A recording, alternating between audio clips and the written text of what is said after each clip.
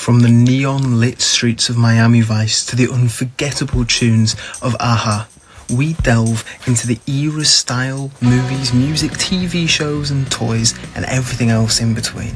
Join us as we rewind the cassette tape of time and explore the treasures that made the 80s an unforgettable era of pop culture. Whether you're a child of the 80s or just curious about its timeless allure, Retro Renaissance is your passport to a world of nostalgia, one pixel and synth at a time. Welcome to the channel, enjoy your stay. We're nearly 20,000 subscribers strong, and your host Kevin is going to take you on a journey. Enjoy, subscribe, like, comment and share. Bye! Hello fellow time travelers, today I want to talk about some weird 80s shows. Now before we start, I think it's important to identify, at least to me, what weird means. I am not saying these shows were necessarily bad, I'm not saying they were not successful. What I am saying is either the concept, the storyline, or some part of the show is just weird. With that, here is my top 10 weird TV shows from the 1980s. So grab your members only jacket and let's hop in our DeLorean.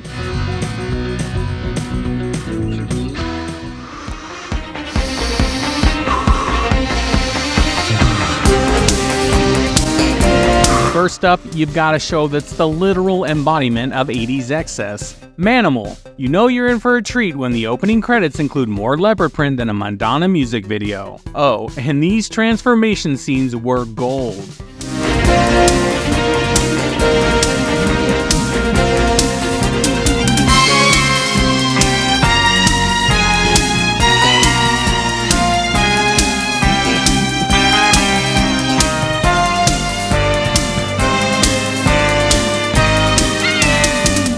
Our hero, Dr. Jonathan Chase, has a superpower that any introvert would envy.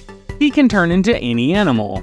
Forget saving the world, he's too busy impressing his dates with a dramatic zoo tour. Yes, a shape-shifting man who can turn himself into any animal he chooses, which of course he uses that ability to help solve crimes. Last Friday, the National Broadcasting Corporation aired what could be the final episode of the high-style fantasy adventure series, Manimal.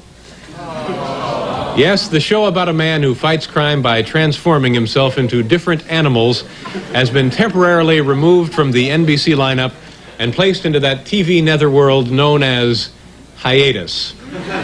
Manimal ran for only one season in 1983. Did you watch it? Did you love it? Let me know.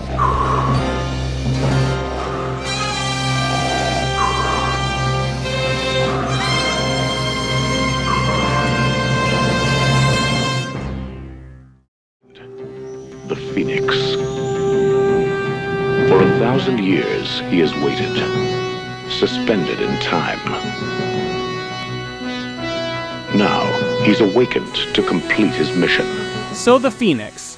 First, let me start by reading what the show is about, and that should explain why I think it's a weird show. After an archaeological expedition conducted in Peru, a man is discovered to still be alive in a casket found in an ancient Incan ruin. The man turns out to be Benu, played by Judson Scott, an extraterrestrial from another planet. Benu must learn to survive on Earth while avoiding Peruvian government who wish to worship him as a god, as well as US government agents who want to dissect him, all while searching for his long-lost partner.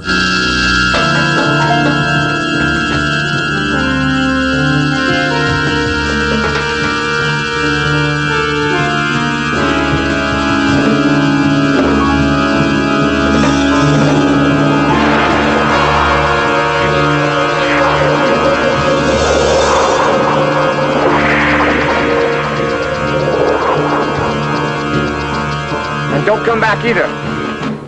How did you do that? So our protagonist is a 2,000-year-old alien who can heal people, and for some reason, you guessed it, also fights crime. And take a bite out of crime. I guess ancient aliens have a lot of free time on their hands, which means this guy's been around since the Roman Empire.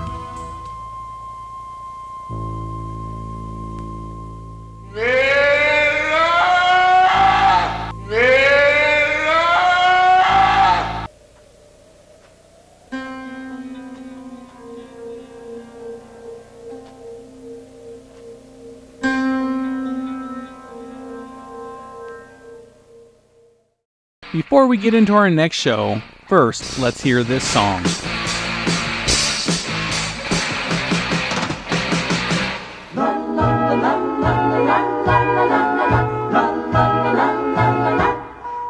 a small wonder, lovely and bright and soft curves. She's a small wonder. Now, Vicky may not fight crime. I mean, that could be a possible reboot, but it's still such an odd concept and yes, a bit weird. Hey, I think I'll start taking tall pills. Then maybe one day I can slam dunk. Slam dunk? That word's not in my memory bank. Well, that means that you dribble the ball like this, and then you jump way up in the air and slam the ball through the basket. Got it? Got it.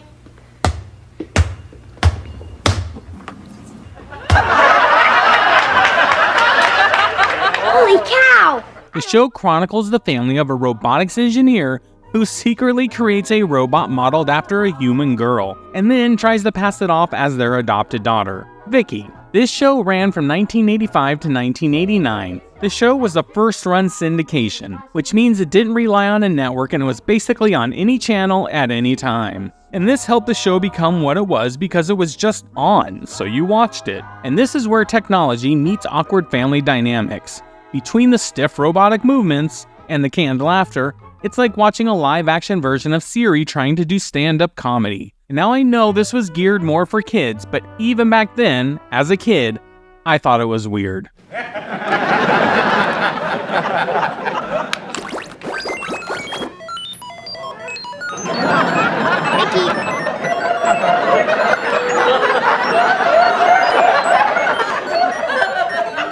What are you doing?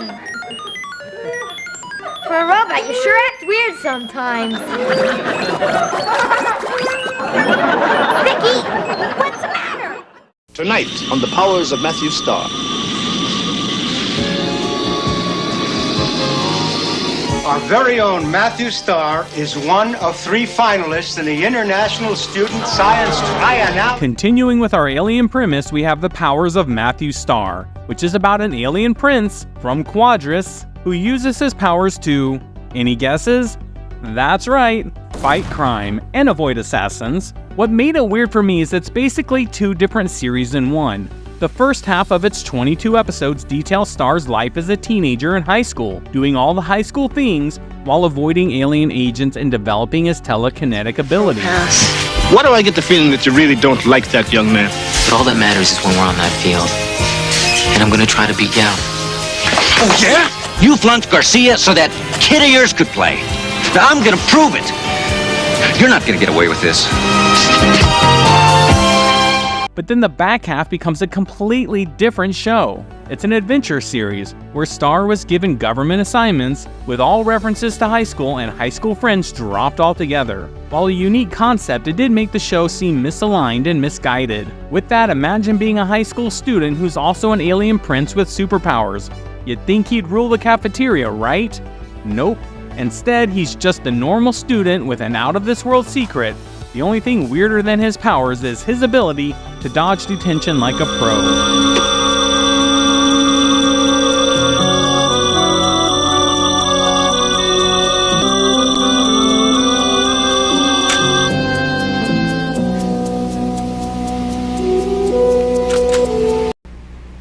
Touch that and you better learn to sign your name with your feet.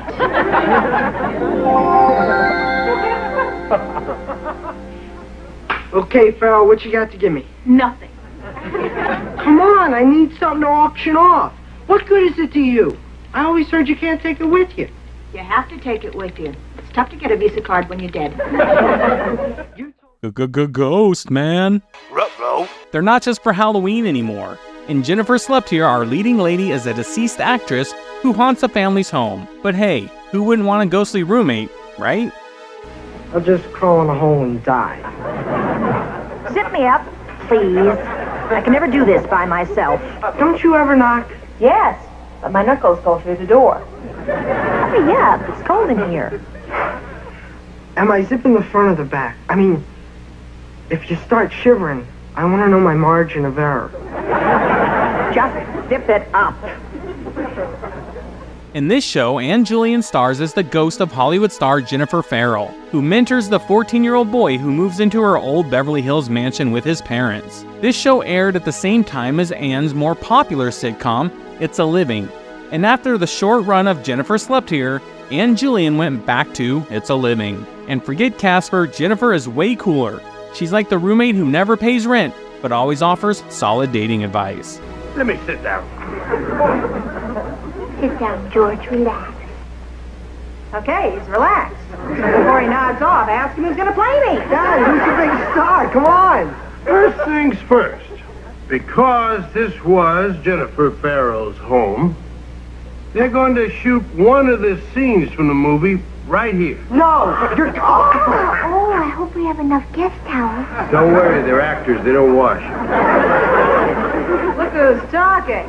The man who'd build a summer home on Bandini Mountain. Come on, ask him who's going to play me. Hey, Dad, who's playing Jennifer Farrell? Okay, don't swallow your tongue.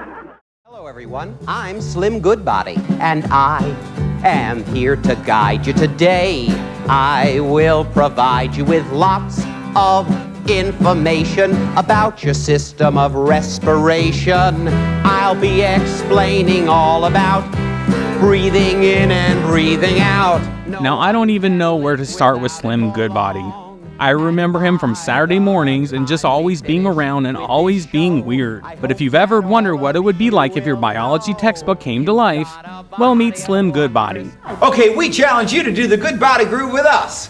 Come on, everybody, learn the moves. Step right up, do the Goodbody groove. Come on, everybody, take the chance. Get up and do the Goodbody dance. He's like a walking anatomy chart with a fashion sense straight out of an 80s jazzercise class.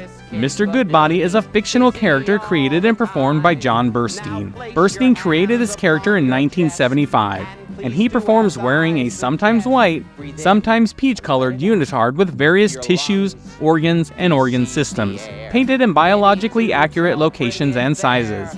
Each costume cost $4,000. He had many guest spots on Captain Kangaroo before getting his own show. I want to say shows. Honestly, the history of this show is a bit disorganized. Be brave and true, a man of health, a hero who leads a team at body control.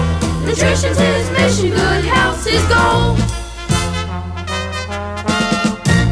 It was educational, but it was also weird for sure. The official show name that I could find was Slim Goodbody, The Inside Story. And it's not every day you see a guy in a skin-tight suit explaining digestion while sporting a six-pack on the outside. That's body confidence. And if you want to see Mr. Goodbody, he has a very full YouTube channel as well as a documentary. My bones and muscles keep me grooving. When I hear the band start playing, my muscles start to hustle without delay, and they pull my bones, they get me swaying. It's great teamwork they're displaying, and in this show we'll be relaying information which will have you saying, my bones and muscles are fine. Come on in and pull yourself up a chair. Let the fun begin. It's time to let down your hair. TV short excited, so it's been invited to the wacky Pee-wee's Playhouse. There's a crazy Next up, Pee-wee's Playhouse. Right off the bat, I want to say I love this show. But yeah, man, was it weird. And who doesn't love Pee-wee Herman and his wacky playhouse, though? It's like a colorful fever dream mixed with the world's quirkiest yard sale. We had Lawrence Fishburne as well as a slew of other famous faces on the show. And I mean, gotta love Pee-wee's laugh, right? Good one, Jerry! Stop! Let's just say it's more contagious than a yawn in a library. It also stemmed a trio of successful films, so huge love to those shows and those movies. And yes, thank you, Pee-wee, for being weird. What should we do now? I know! Let's go look at my toys!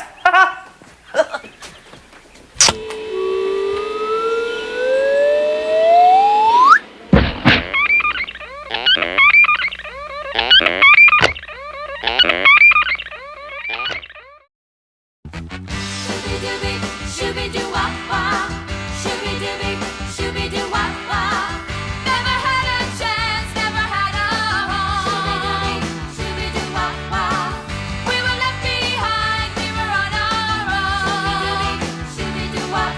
Next up we have Rags to Riches. Do you even remember this show? If you don't, it was an hour-long dramedy about 6 orphans who are adopted by a rich frozen foods magnate who raises them in Bel Air. However, what made it a bit weird for me is it also featured elaborate musical numbers and it took place in the 60s, so it was just bonkers. Terrible. I don't know what I'm going to do. I can't find anything.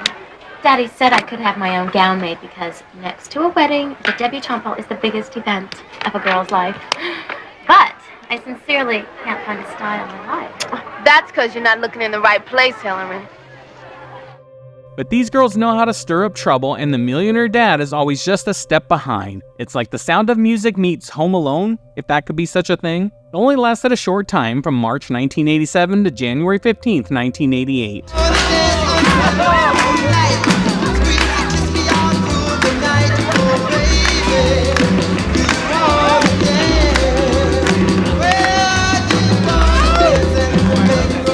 Good.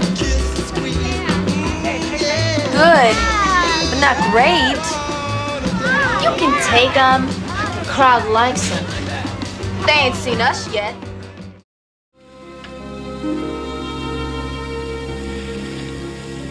I've never regretted what I am. Until now.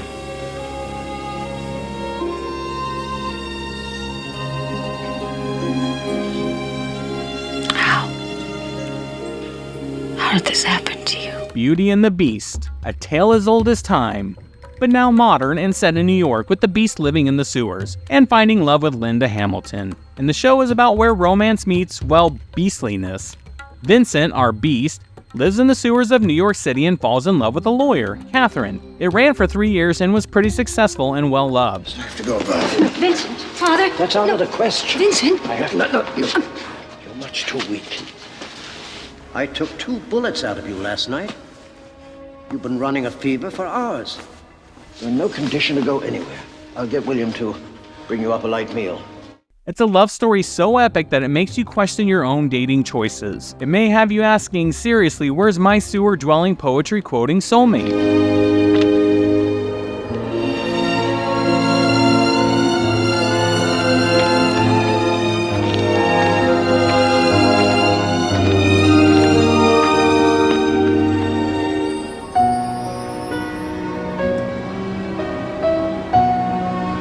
You have a lot to be proud of, Vincent. All that you've given Laura and taught her. I never realized until now just how much he's given me.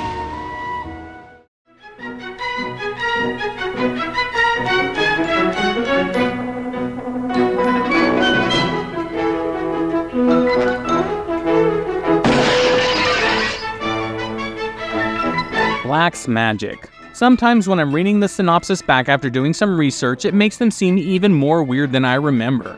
That's the case with Black magic. So here we go. It's about a magician and his con man father who solve mysteries using a combination of sleight of hand and con games. A magician and his con man father solve mysteries and... guess what else? That's right, they fight crime. Watch out, Perry Mason, you've got some competition in the form of top hats and disappearing acts. From the creator of Murder, She Wrote, meet Alexander Black. He's got to be Houdini. But now he solves whodunits with flair and a shot of charm. I could come back another time. His dad's an old con man, a master of deception. Have to read between the lines, son. An unbeatable pair on impossible cases. Hal Linden and Harry Morgan, Black's Magic premieres Sunday. Now, if we did not cut this off at the 80s, the 90s sure did dive deeper into weirdness with shows like Twin Peaks or Dinosaurs. If you enjoyed this blast from the past, don't forget to hit that like button, subscribe, and all that other nonsense everyone tells you to do. And please, seriously, let me know in the comments which 80s show was your favorite weird gem. Whether you're a manimal in a world of humans or a phoenix among the pigeons, keep spreading your wings and letting your light shine. Who knows, maybe one day they'll make a TV show about your extraordinary journey. So remember, embrace your quirks, celebrate your uniqueness, and never be afraid to stand out in a world that sometimes asks you to fit in. Thanks for joining me on this adventure, and until next time, remember to keep the weird and wonderful alive in your own story. You never know where it might lead.